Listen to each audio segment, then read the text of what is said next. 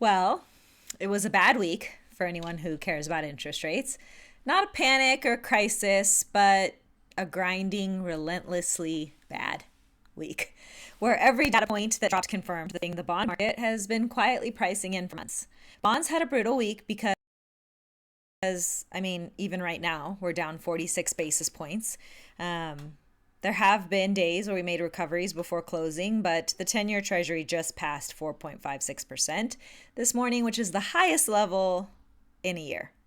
The 30-year fixed is inching back towards 6.5%, which I'm not going to lie to you, that sucks. So here's what happened this week, and here's what we're going to do about it.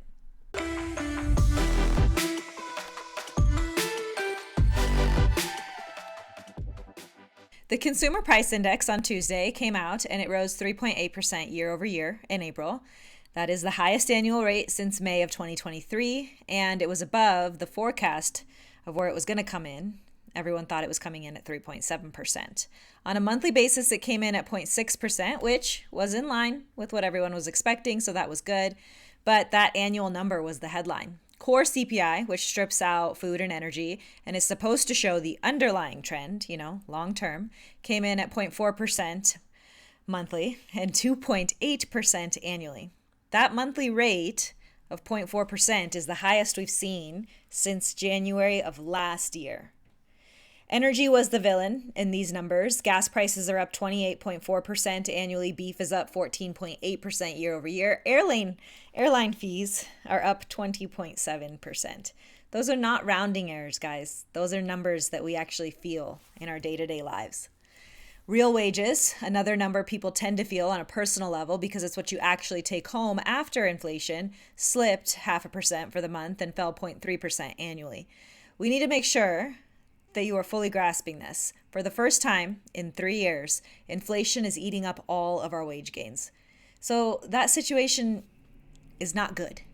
Inflation is basically the key drag on the US economy right now. Then Wednesday came around. If CPI was bad, PPI was worse. The producer price index, wholesale prices, what businesses pay before costs get passed on to consumers, rose 1.4% for the month, nearly triple the 0.5% consensus that was estimated. It's the largest monthly gain since March of 2022. On an annual basis, wholesale prices are up 6%, which is the biggest increase since December of 2022. Here's why PPI matters more than you might realize. It's a leading indicator. What producers pay today, consumers like you and me will pay in 60 to 90 days. The trade services category, which measures wholesaler and retailer margins and gives us direct evidence of the tariffs and their pass-through, surged 2.7% for the month. That's the largest advance on record, going all the way back to 2010. Ernst Young's economists are now projecting CPI could pass 4% in May, while core inflation approaches 3%. That forecast that I just mentioned was written before today's 10-year passed 4.54%. When both CPI and PPI print hot in the same week, the bond market starts paying attention. Then there was oil. Traders are now fully pricing in one rate hike by the Fed before the end of 2026, with more than 50% probability of a rate increase before year end. Ain't that a kick in the pants, considering we started 2026 hopeful for rate cuts, like multiple? We're ending this week officially considering rate hikes.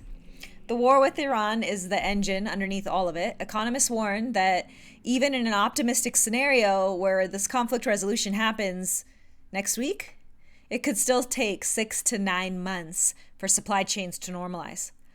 6 to 9 months.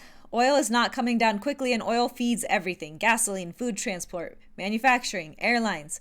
The inflation data we are seeing now is not the peak of the war's impact on the pipeline. That is honestly scary. The 10-year Treasury yield is at a 1-year high, and home loan rates are following suit. The spread between the 10-year and the 30-year mortgage rate, which widened dramatically during the volatility of March, has partially compressed, thank you God, but it has not normalized. I actually explained how all of this works on Instagram this week. And then there's Kevin Warsh. In the middle of all this, on Wednesday, the same day PPI dropped, the Senate confirmed Kevin Warsh as the next Federal Reserve Chair in a 54-45 vote, which is the most divisive confirmation we've had in Fed history. There was only one Democrat, though, that crossed over, Pennsylvania Senator John Fetterman. Powell's term officially ends today, May 15th. Warsh's first FOMC meeting as chair is scheduled for June 16th. Today, the bond market is acting as his welcoming committee. Warsh has been publicly philosophizing about AI creating efficiencies in the workforce that could help tame inflation. He has a new framework for measuring inflation that strips out extreme price shocks. He has ideas about a regime change at the central bank and new ways to communicate policy. The bond market doesn't seem to give a shit about his philosophies. Traders are now pricing in more than a 50% probability of a rate hike before the end of the year. I know I said that already. It's worth saying again. We started this year talking about rate cuts, and this week the market moved to pricing in hikes. This is not a subtle shift, guys. This is the bond market sending a message to the new Fed chair before he even has his first meeting. And that message is simple. It does not matter how you measure inflation. It does not matter if you strip out the war or the oil spike or the beef prices to find some theoretical underlying rate. Between the tariffs that were already feeding into wholesale prices and a war that pushed gasoline up 28% annually, inflation is hot by any honest measure. And the bond market is telling Kevin Warsh in the loudest possible terms, you better get this under control, bro. Trump's own allies are warning that he may not get the rate cuts he's expecting, and that is not a media narrative. That is the market pricing in reality before Warsh gets to go to his first orientation. Here is the impossible situation that he's in. If he cuts rates to satisfy a president who nominated him, he risks pouring gasoline on an inflation fire that is already above 3.8% headline and accelerating.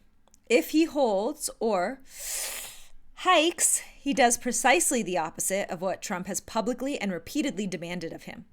And he is only one vote on a 12-person committee. He cannot just order rate hikes into existence. He has to build consensus amongst the other Fed governors who just watched the hottest CPI and PPI prints in years land within 1 week of each other. There's no clean move here, guys, and the bond market priced that reality in all this week. So what does it mean for you? Because right now you might be feeling very sad. I gave you a lot of bad news, and I don't want to sugarcoat any of it. It was a bad week for interest rates, but I also want to bring some calm and some clarity to this situation so that you know what to do with the information. Inventory sitting in your market right now does not care about the 10-year Treasury yield. The seller who listed before February 28th and has since accepted where the market is, that seller still exists. It looks like the spring buying season happened in February this year, and now we just might be in the summer of negotiations. A bad week in the bond market does not erase the negotiating leverage that a low confidence market creates for prepared buyers. What a bad week in the bond market does is thin competition. Every week of rate volatility is another week that buyers who are hesitating and scared of this uncertainty stay on the sidelines. And every week they stay on the sidelines is another week you have negotiating power.